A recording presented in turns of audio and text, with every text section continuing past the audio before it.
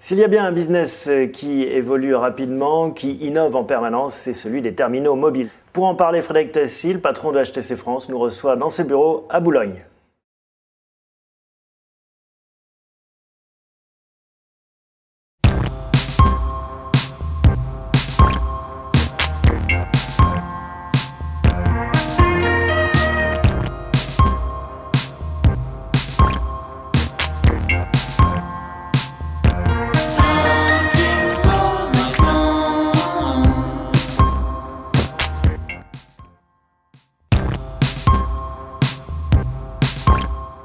Frédéric Tassy, bonjour. Bonjour. Vous êtes le patron de HTC France. Merci de nous recevoir ici dans votre bureau. On va parler avec vous d'innovation parce que vous êtes dans un métier où l'innovation, je ne sais pas s'il y a des métiers plus innovants actuellement, hein, le métier des terminaux mobiles, téléphone, tablette et tout ce qui s'ensuit. Et en plus, c'est intéressant à double titre parce que vous êtes le représentant d'une entreprise taïwanaise. On sait que beaucoup de choses maintenant viennent d'Asie. Un petit mot déjà pour commencer cet entretien sur l'innovation pour HTC. Quelle importance ça a et qu'est-ce que ça représente? Alors l'innovation c'est central parce qu'aujourd'hui dans l'industrie des télécoms qui est une industrie très concentrée, il y a plusieurs choses qui sont importantes pour monsieur et madame tout le monde pour qu'il achète des terminaux. Vous avez la marque bien sûr, vous avez le design des terminaux. Et puis après, vous avez la valeur ajoutée que le terminal, que le mobile apporte. C'est courageux de lancer une marque from scratch. HTC n'existait pas il y a quelques années. C'était une innovation forte, ça? Il y a 2 ans, effectivement, on a regardé quels étaient les facteurs de succès. On s'est aperçu que l'innovation toute seule ne suffirait pas. Les gens étaient très sensibles à la marque. Donc on a décidé il y a 2 ans effectivement de lancer notre marque et maintenant on est résolument tourné vers le grand public et on fait de lourds investissements en règle générale autour de la marque de manière très construite, c'est-à-dire qu'on ne peut pas effectivement du jour au lendemain devenir une très grande marque, mais effectivement on a une approche très construite avec tout un tas d'agences qui nous aident. Avec une valeur d'innovation dans cette marque? Voilà, les grandes valeurs d'HTC sont effectivement l'innovation, donc ça c'est vraiment le leitmotiv. Et comment est-ce qu'on le fait percevoir au grand public justement? Comment est-ce qu'on peut associer à sa marque cette notion d'innovation? Je pense qu'il y a 2 aspects. Un, il faut effectivement prendre la parole avec tout un tas d'acteurs qui sont des leaders sur le marché. Donc on transmet l'innovation au travers des partenariats qu'on peut avoir. HTC a 2 partenaires très forts, je pense c'est parmi les principaux partenaires de Microsoft et de Google. Voilà, donc je pense qu'à chaque fois qu'effectivement Microsoft ou Google innove, on parle d'HTC. Donc ça c'est un premier vecteur d'innovation.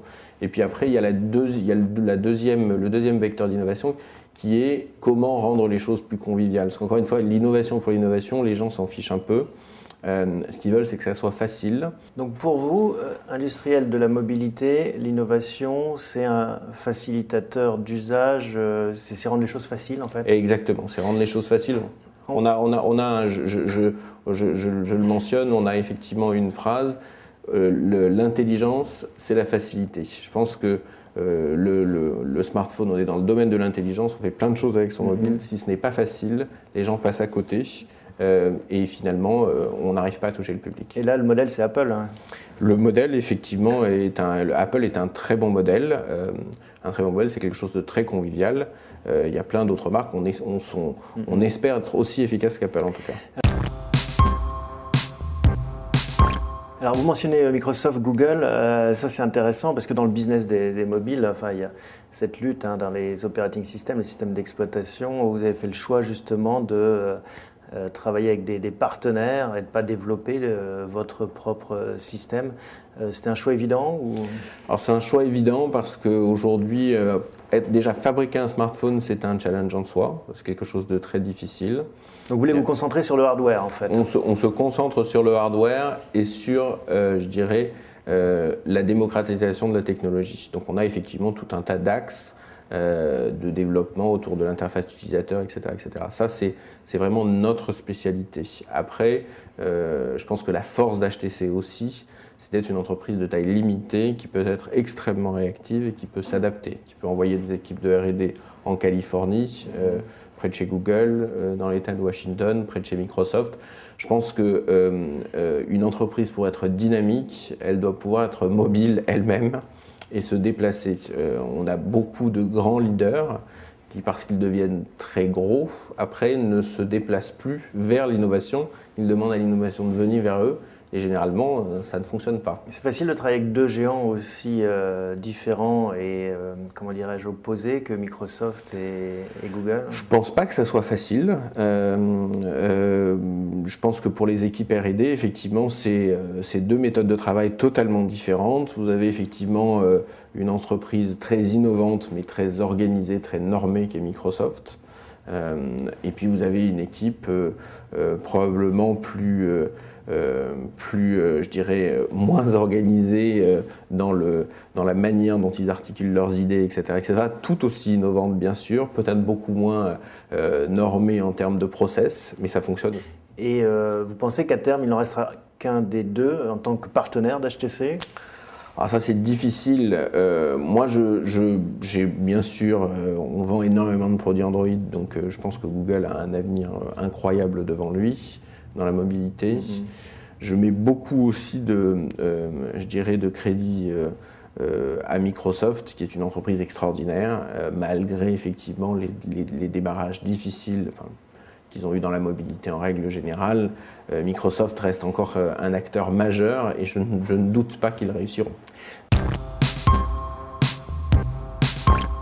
Un mot justement sur ces évolutions à répétition de ces appareils mobiles. Il y a le avant et l'après smartphone, hein, ça c'est assez net. Qu'est-ce que ça a changé le smartphone? Le smartphone, il y a eu plusieurs étapes dans le smartphone. Je pense que pendant un temps, beaucoup de gens ont essayé de nous faire croire, à commencer par les constructeurs ou les opérateurs, que le smartphone remplacerait l'ordinateur portable, voire l'ordinateur fixe. Je pense que maintenant, le smartphone s'est plus largement répandu, plus uniquement chez l'homme de 25 à 49 ans, mais chez le jeune de 12-24, chez la femme, etc. etc. Et je pense tout le monde aura un smartphone à terme? Tout le monde commence déjà. Je pense qu'aujourd'hui, les smartphones correspondent à peu près 50-60% du marché français en termes de mobile. Vous avez 25 millions de mobiles en France. Vous avez au moins la moitié qui sont des smartphones déjà aujourd'hui. Donc demain, ça sera encore plus. Je pense que ce qui a évolué dans la mobilité et dans le marché du smartphone, c'est qu'effectivement, ça sera l'ère du multi-équipement à l'avenir. Je pense qu'il ne faut pas se mentir, le smartphone ne remplacera pas votre PC. La tablette arrive, il faut que la tablette trouve sa place aussi. Je pense que le multi-équipement, alors quel équipement? Il y en aura plusieurs. Pour le moment, ceux qui sont très bien identifiés, c'est le smartphone et le laptop. Demain, la tablette, elle est en train d'essayer de trouver sa place entre les deux. Un smartphone qui fait de plus en plus de choses, où est la limite La limite, encore une fois, c'est la facilité, je pense. Il faut que les innovations soient conviviales et qu'elles s'intègrent à la vie de tous les jours. Alors, on peut prendre des exemples. Qu'est-ce qui arrive par exemple, la lecture des mails, ça c'est quelque chose... La lecture des mails, c'était quelque chose de très innovant il y a 2-3 ans. Aujourd'hui, c'est quelque chose de standard. Le GPS, c'était quelque chose de relativement innovant il y a 2-3 ans. Maintenant, c'est standard sur l'ensemble des mobiles. Maintenant, je dirais la géolocalisation rentre dans les services. Donc, ce sont les services qui sont géolocalisés. Tout ça devient relativement standard. Les prochaines étapes, alors c'est quoi? Alors, les prochaines étapes, on parle beaucoup du 3D, bien sûr, de la 3D. On voit les films en 3D en ce moment dans les cinémas. Ça marche pas trop en télé déjà, sur un petit écran. Alors, sur un petit écran, c'est effectivement bluffant. Je ne sais pas si ça sera un marché énorme sur la fin de l'année, mais en tout cas, ça préfigure. Vous faites le même coup que les fabricants de téléviseurs. Vous dites, voilà, changez de smartphone parce que maintenant, il y a la 3D. Non, je pense qu'on n'ira pas aussi rapidement que les marchands de téléviseurs. Mais disons qu'effectivement, après, il y a tout le monde a une roadmap de produits. Donc vous, c'est la 3D? La 3D fait partie des choses que nous présentent aussi les fournisseurs d'écran, les fournisseurs de chipsets, etc. etc. Qu'est-ce qu'il y a d'autre? Le paiement sans contact, ça arrive vite ou pas vite? Parce qu'on en parle depuis des années. Le paiement sans contact, je pense que c'est quelque chose qui va avancer vite. Je pense qu'il y a de gros projets en France. Je pense que la phase commerciale ne se déploiera pas avant 2012. Donc je pense que cette année, c'est essentiellement effectivement des expérimentations. La vidéo, c'est quelque chose d'assez logique, hein, finalement, sur un écran, la vidéo, c'est assez confortable. Et d'ailleurs, vous avez des choses dans ce secteur, hein. Vous allez, vous, et ça c'est aussi une innovation, vers le contenu. Je pense que HTC souhaite démontrer la valeur ajoutée de ses terminaux, que ce soit en termes de résolution d'écran, en termes de maniabilité, etc. etc. C'est vrai qu'on a lancé sur nos 2 terminaux phares, qui sont le HTC Sensation et notre tablette, le HTC Flyer, un service qui s'appelle le HTC Watch, qui est en fait un catalogue de vidéos à la demande, qui sera disponible dès le lancement de ces produits. Donc oui, on se lance dans le contenu. Un petit peu comme Motorola sponsorisait des chaînes de télé au départ pour vendre des téléviseurs finalement. Je pense qu'effectivement, c'est pour mettre en avant nos terminaux. On a aussi, et c'est assez intéressant, ça préfigure de l'avenir aussi, on a aussi racheté, pris des participations d'une société très intéressante de jeux en ligne, de jeux en réseau, de cloud gaming, qui s'appelle OnLive, qui est une société américaine.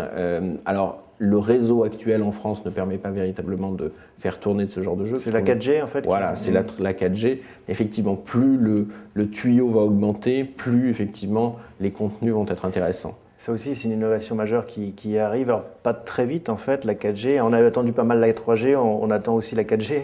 Alors, ça commence à fonctionner aux États-Unis, donc on va voir.